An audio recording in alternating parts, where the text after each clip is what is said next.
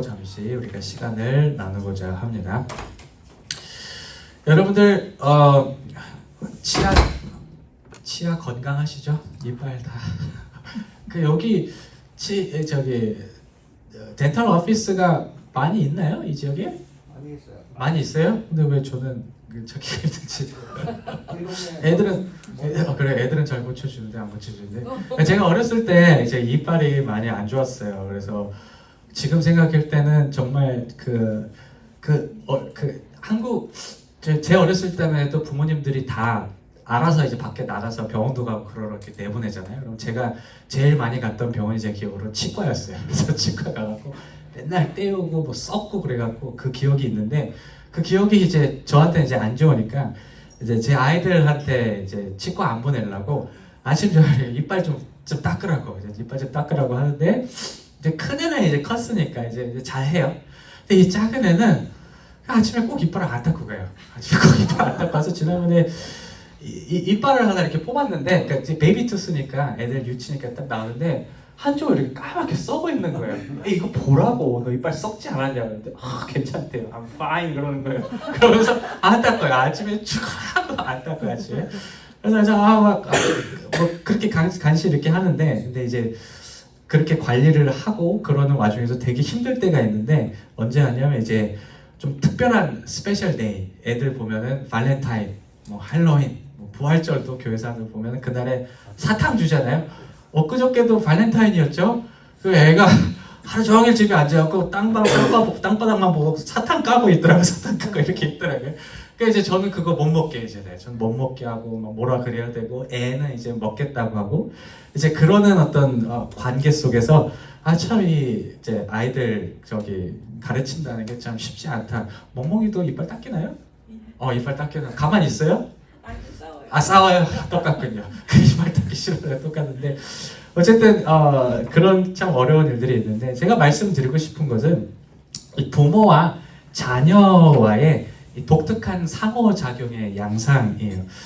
그 아이들의 입장에서는 이제 부모와 이제 얘기하는 그 과정 속에서 특히 이제 어린 아이들 입장에서는 늘 부모에게 요구하는 입장에 있어요. 요구하는 입장이 있는데 이 친구들이 그다지 자기가 요구하는 게 어떻게 자기한테 돌아올지 별 생각 없이 요구를 해요. 자기가 원하면 얘기하고 원하면 이거 해줘, 아빠 엄마 이거 해줘 이렇게 얘기를 하죠. 부모의 입장은 그것을 걸러서 좋은 것을 줘야 하는 입장에 있어요. 아이들이 아무리 좋은 것을 막 달라 그래도 막 자기가 원하는 거 달라 그래도 부모가 생각할 때 좋지 않으면 당연히 걸러야 되죠. 걸러서 좋은 것을 주는 그런 상호작용이 부모와 자식과의 관계에서 이루어지는 것을 우리가 볼 수 있어요. 사실 우리가 하나님과 우리와의 관계를 봐도요. 그런 관계에 놓여 있을 때가 참 많이 있어요. 오늘 얘기하는 말씀도 그럴 텐데 성경에서 하나님과 우리와의 관계를 자주 묘사하는 방식 중에 하나가 뭐냐면 부모와 자식이에요. 하나님 아버지라고 얘기하잖아요. 우리 저기 주기도문 할 때도 하나님 아버지 하늘에 계신 아버지 이렇게 얘기하잖아요. 그러니까 아버지 그리고 우리는 자녀예요. 아들이고 딸인 거예요. 그 관계 안에서 우리를 이렇게 놓는데 그 안에서 뭐가 발생하냐면 제가 말씀드린 그런 유사한 상호작용이 발생해요. 자식인 우리들은 하나님한테 아무거나 막 가져가는 거예요. 다 가져가는데 하나님은 부모된 입장으로서 그 가져오는 것들을 보고 판단하고 좋은 것들을 줘야 하는 그런 입장에 놓인 게 그게 하나님이고 그게 사람과 인간과의 관계라고 성경에서 계속해서 얘기하고 있어요. 오늘 말씀은 그에 대한 한 부분인데 여기에 대해서 한번 우리 잘 살펴보도록 합시다. 오늘 읽은 본문도요. 방금 얘기 드린 것처럼 우리와 하나님과의 관계를 부모와 자식과의 얘기를 하면서 11절과 13절에서 아버지라고 이렇게 부르면서 하나님은 아버지 되시고 우리는 자녀다 라고 얘기하면서 우리가 뭔가를 하나님께 구하면 자녀로서 가져가면 부모인 아버지께서 좋은 것을 우리에게 줄 것이다 라는 그런 내용의 말씀을 우리가 읽었어요.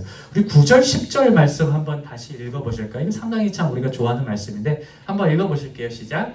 내가 또 너희에게 이르노니 구하라 그리하면 너희에게 주실 것이요 찾으라 그러면 찾아낼 것이요 문을 두드리라 그러면 너에게 열릴 것이니 구하는 이마다 받을 것이요 찾는 이는 찾아낼 것이요 두드리는 이에게는 열릴 것이라. 아멘. 말씀이 너무 좋아요. 그렇죠? 그렇게 웃으시는 거 보니까 말씀 다 좋아하는 말씀 아니에요? 이거 사실 집에도 벽에다 붙여놓고 이렇게 사시는 집에 붙여놓으셨어요? 예. 이게 상당히 좋은 말씀. 왜 좋아하냐? 집사님 왜 좋으세요? 이 말씀이?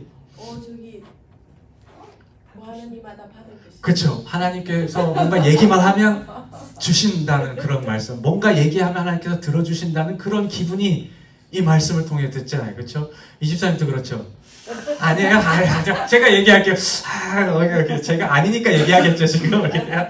그렇게 얘기해요. 맞는 말씀이긴 그 진리가 들어있긴 한데, 그러니까 우리가 이제 좋아하는 이 말씀을 상당히 좋아하는 이유 중 하나가 뭔가 하나님께 열심히 갖고 가면 하나님이 반드시 응답하시고 주신다는 측면이 요 안에 들어있잖아요. 진짜 들어있잖아요. 그랬으니까 좋아하는 거예요. 근데 말이에요. 여러분, 이 말씀을요, 자세히 들여다보면 특히 여러분은 잘 모르겠어요. 모른다고 하지만 그래도 원어로 이제 그리스어나 이제 그리스어 헬라어로 이렇게 들어보면 놀라운 되게 재밌는 사실이 하나 그 이 말씀의 발견 뭐냐면 이 상호작용을 지금 얘기하자면 구하라 줄 것이고 두드리라 열릴 것이고 이렇게 얘기를 하는데 그 동사마다 그 동사 행동을 나타내는 그 동사마다 직접 목적어가 없어요. 무슨 얘기냐? 그게 무슨 얘기냐면 구하라라고 얘기하는데 뭘 구할지 얘기하지 않고요. 준다라고 얘기했을 때 뭘 준다고 얘기하지 않아요. 그러니까 이 말씀들을 자세히 뜯어보면요. 다 동작 그 자체에만 관심을 두고 있어요. 구하면 줄 거고 찾으면 찾을 것이고 두드리면 열릴 것이라는 그 상호작용 자체에만 관심을 두고 있는 부분이에요. 이 본문이 얘기하는 게 뭐냐면 하나님께서 우리가 진짜 원하시는 거 하나님께서 부모와 자식 간의 상호관계 속에서 진짜 원하시는 게 뭐냐면 뭔가를 받아가는 것 받는 그 자체도 중요하긴 하지만 그것보다 더 중요한 거는 갖고 오는 거라는 거예요. 상호작용 자체 나를 찾는 거 그리고 내가 너희들한테 응답한 거 그 자체가 중요하다고 얘기하는 이 본문이에요. 그러니까 뭘 할지 뭐가 왔다 갔다 할지는 사실 그 두 번째 차원의 얘기지 하나님께서 원하시는 것은 갖고 오라는 거 그것을 중요하다는 것이 드러나는 본문이 그 9절과 10절의 말씀이에요. 이어지는 본문인 11절에서 13절에서 이제 보면은 뭐가 그러면 이 상호작용 가운데 일어날 것인지에서 조금 자세히 설명을 해주고 있어요. 뭐가 일어날지 설명해 주는데 여전히 이 부분에서 얘기하지 않는 게 일단 뭐가 있냐면 우리가 하나님한테 뭘 구해야 할지 뭘 갖고 와야 될지에 대해서는 얘기하고 있지 않아요. 거기에 대해서는 얘기하고 있지 않은데 뭘 얘기하고 있냐면 하나님께서 뭘 주실지에 대해서는 얘기하고 있어요. 뭘 주시냐고 얘기해 주시냐면 뭐라고 얘기하냐면 좋은 것을 준다라고 얘기하고 있어요. 뭐가 됐든 하나님께서 주시는 것은 좋은 것이라고 얘기하시면서 하나님께서 주실 것에 대해서는 얘기하고 있어요. 그러면서 여기서 한 가지 중요한 사실이 있는데 이 좋은 것에 대해서 얘기하면서 하나님이 좋은 게 사탕도 아니고 돈도 아니고 명예도 아니고 물질도 아니고 뭐 욕망도 아니고 욕구도 아니고 뭐라고 얘기하냐면 성령이라고 얘기를 해요. 우리 한번 말씀 13절 한번 말씀 보실까요? 시작. 너희가 악할지라도 좋은 것을 자식에게 줄 줄 알거든 하물며 너희 하나님 아버지께서 구하는 자에게 성령을 주시지 않겠느냐. 여러분 성령이 왜 좋은지 기억하세요? 제가 지난주에 얘기한 거랑 연결이 되는데 성경 말씀에서 성령이 왜 좋을까요? 우리한테 왜 좋을까요? 성령이 뭔가 좋아 보이긴 하죠. 성경 말씀대로 성령이 좋은 거긴 한데 왜 좋아요? 왜 좋은 거예요 이게? 성령이 들어오면 하시는 게 뭐예요? 예수님에 대해서 알게 하시잖아요. 예수님에 대해서 사랑하게 하시고 그래서 우리가 어떻게 돼요? 하나님의 자녀가 되고 천국에 갈 수 있는 조건을 얻게 되지 않습니까? 그게 가장 큰 축복이잖아요. 성경에서 얘기하는 하나님께 돌아가는 하나님께 가는 것 영원한 생명을 얻는 게 가장 큰 축복 가장 큰 복이라고 생각할 때 이 성령은 어떻게 보면 하나님께서 줄 수 있는 최고의 좋은 것이기 때문에 성령이라고 얘기하고 있는 거예요. 이 본문에서 이렇게 오늘 성령으로 얘기하면서 예수님은 근데 사실 한 가지 비트는, 의도적으로 비트는 우리의 기대가 하나가 있어요. 그게 뭐냐면 우리가 하나님께 뭔가를 구할 때 함께 가져가는 기대의 마음이에요. 무슨 얘기냐면 여러분들 하나님한테 나 배고파 죽겠어요. 나 밥 먹고 싶어요. 빵 주세요. 밥 주세요. 얘기했는데 하나님이 콜라를 주셨다고 생각해 보세요. 기분이 좋을까요? 나 지금 돈 하나도 없어요. 땡전 한 푼 없는데 하나님께서 나한테 주시는 게 뭐라고 얘기할까? 돈이 없는데 뭐가 하면 어이가 없죠? 성경책을 봐요. 성경책을 줬다. 그래요. 책을 줬다. 배가 고프고 돈이 없어서 막 죽겠는데 하나님께서 책을 한번 주시는 거예요. 그럼 뭐 기분이 어떨까?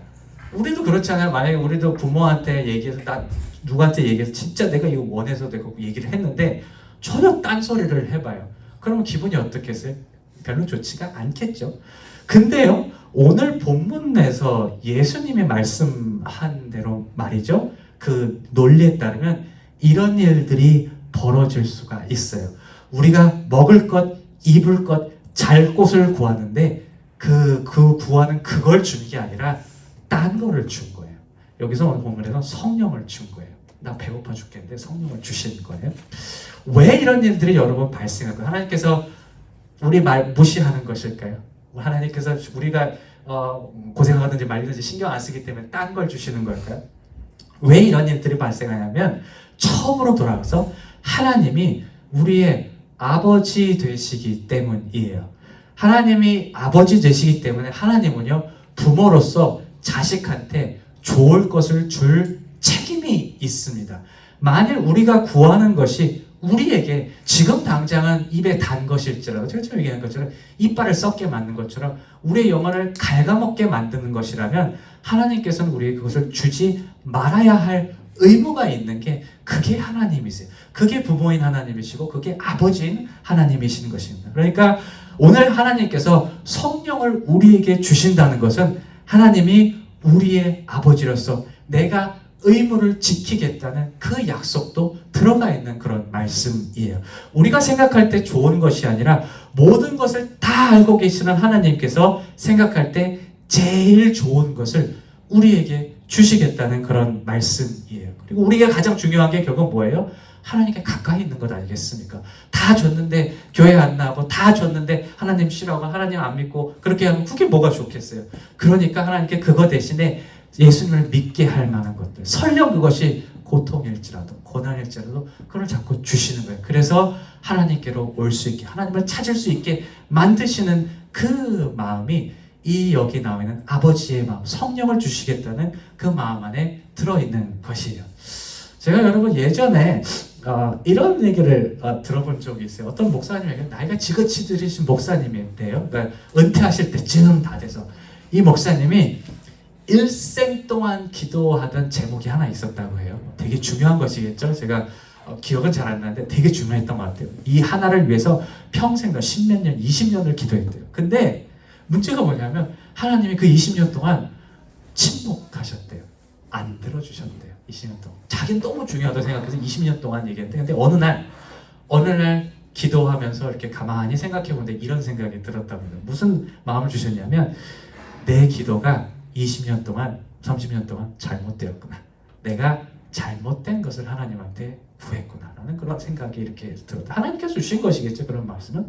우리 지난주에도 그런 얘기 하지 않았습니까? 바울 육체에 가시가 있다라고 얘기했어요. 육체에 가시가 있어서 하나님한테 세 차례 그 열정적인 바울이, 하나님 주신 거 다 감사하다고 생각하는 바울이 하나님한테 나 이것 좀 육체에 가시 좀 제해주세요 라고 이렇게 간절하게 세 차례나 기도했다고 했는데 결과가 뭐였어요?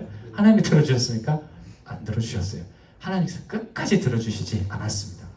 이 평생을 목회하신 목사님, 그리고 바울이 구했던 것이 하나님의 관점에서 볼 때 잘못되었다는 사실은 우리가 하나님께 가져오는 것들이 얼마나 온전치 못한 것일 수 있는지에 대한 그 사례들이에요.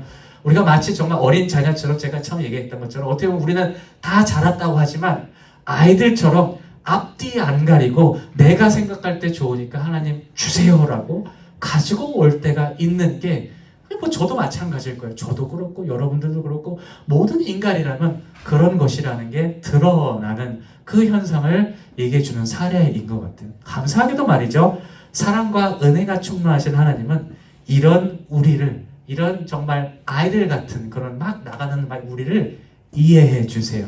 오늘 말씀 제가 하나 얘기를 안 한 게 있는데, 넘어간 게 있는데 뭐가 있냐면, 오늘 말씀에서 구체적으로 뭔가를 구하라는 말씀은 없다고 얘기했잖아요. 동사에 구하라고 얘기했을 때 뭔가를 구하라는 얘기 없다고 얘기했잖아요. 그 얘기가 암시하는 게 뭐냐면, 저는 그렇게 생각해요. 하나님께서는 우리가 뭘 가져오든지 다 수용해 주시는 분이라는 것을 암시할 거예요. 얘기할 필요가 없는 거예요. 일단 가져오는 게 하나님께서 중요한 것이고, 판단은 내가 한다는 거예요. 판단은 하나님께서 하시고, 하나님께서 좋은 것을 가장 좋은 때, 가장 필요할 때에 주신다는 그런 생각이 오늘 말씀 안에 들어있다라고 생각을 해야 하는 것입니다. 말씀을 마무리할게요. 여러분들 어려움들 있습니까? 있으시죠? 다 있으실 거예요. 저도 있고 여러분들이 다 있으실 텐데, 혼자 전전긍긍하지 마시고 하나님께 가져가시기를 바래요. 아버지이신 하나님은요, 우리가 뭘 가져오든지 자기에게 갖고 나오는 것을 원하세요. 가만히 꼬만히 앉아서 아이고 이거 어떻게, 그런 걸 원하시는 분이 하나님이 아니세요. 오늘 말씀처럼 뭔가 줄게라고 계속 얘기하시면서 오라고 얘기하시고 가세요. 그리고 하나님께서 뭔가 세상을 주관하시는 분이기 때문에 우리에게 가장 좋은 것이 뭔지 다 아시는 분이에요. 그 아시는 분께서 아버지로서의 책임을 지시고 가장 좋은 것들을 우리에게 주신다는 사실을 믿으며 살아가는 저와 여러분들이 되시기를 주님의 이름으로 축원합니다.